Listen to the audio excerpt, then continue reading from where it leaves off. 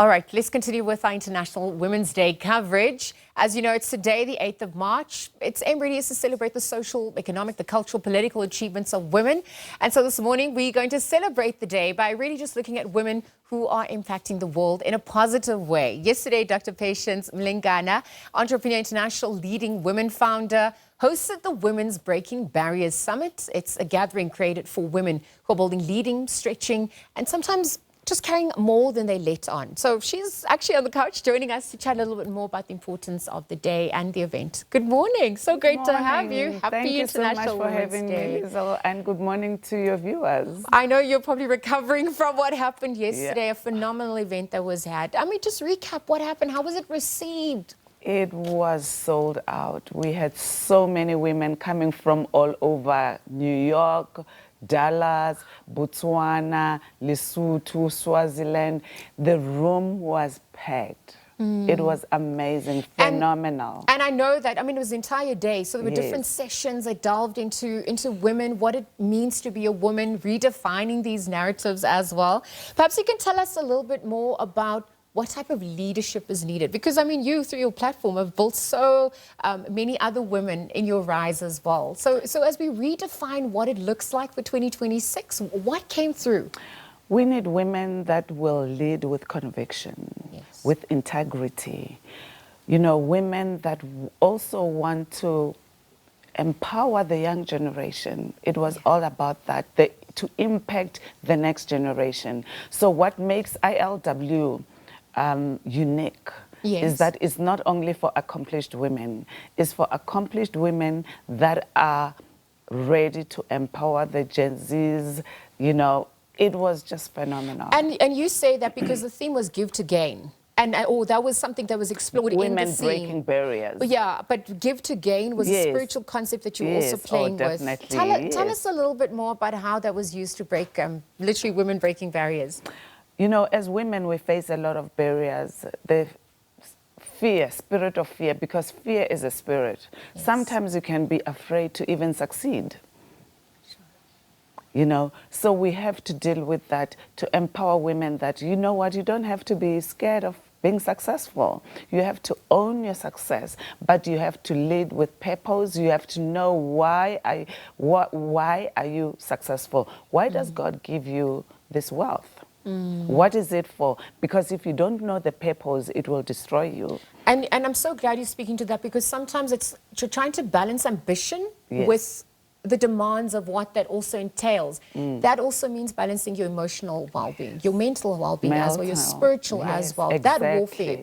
How did you tackle that issue? The women that we had yesterday are women with proof. So we did not only talk about what we read.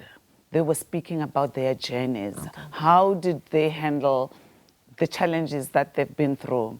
And you find that the spiritual aspect came on just coming up all the time, how they had to depend on God, how, you know, sometimes it happens that you can have the skills, you can have the right environment, you can have everything, but something just don't work.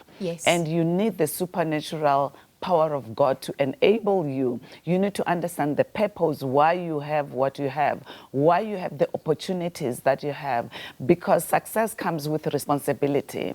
And when you are successful, the responsibility is that you have to impact other people's lives positively. So it was amazing. We also celebrate women that have broken barriers. Yesterday, we celebrated Nolita Fakute. I mean, she has made such a humongous impact in South Africa. In the corporate world. I mean, we look up to her, and we have to give her her flowers while she's still alive. So we gave her an award, the Legacy Award. Beautiful. Yes, I remember she was celebrating, I think, her 60th last year. So you can see how that baton now gets handed over, especially with you as well, who have learned the lesson that you now need to teach. And you're also tackling the structural barriers when it comes to the inequities, the economic challenges that women are facing as well. Yes, you know, access to capital, and, you know, there is just so many barriers, even imposter syndromes. You know, how do you deal with that? You feel like, oh, you know what, this is meant for so and so, not for me. You know, we have to you have to have the confidence that anybody can do anything when you put your mind to it. What I like is it's intergenerational. Yes, exactly. And I say this Yes. because sometimes there can be competition instead of collaboration. Yes. And especially, you know, in handing over that baton as well. Can you speak to how intentional you were about bridging that gap, making sure that those who know are also helping those who don't know, and those who don't know also imparting their own version of what needs to in terms of energy, curiosity, and that willingness to learn? Yes, the conviction that I have is that we have to prepare the next generation. We have to have succession plan. You know, it's very important. And the lessons that we have learned, you know, you cannot buy experience. Nope. And so we need to make sure that the next generation does not go through the challenges that we have gone through. We have paid the price. They can learn from that and do better.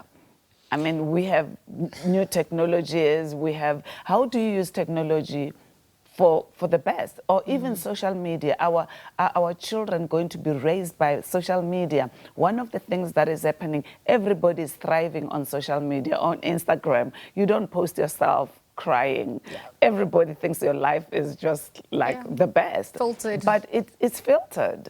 So you don't live your life based on what you just see on social media, but it is a platform that can be used for positive outcomes. If you use it right, it's good.